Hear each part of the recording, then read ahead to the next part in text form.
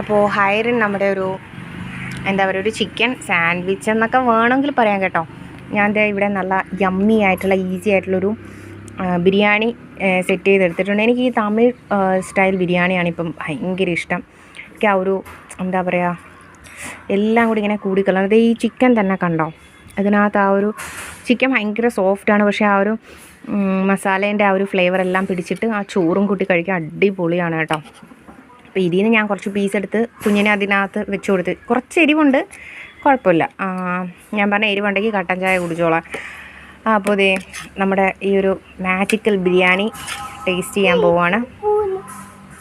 അത് കറിവേപ്പില കുഴപ്പമില്ല, അത് കഴിച്ചോ, കുഴപ്പമില്ല, നല്ലതാ. അവൾക്ക് വേണ്ടാന്ന് കേട്ടോ കറിവേപ്പില. അപ്പോൾ ഇതേ സോ ഞാനിത് ടേസ്റ്റ് ചെയ്യാൻ പോവാണ് ഗായ്സ്.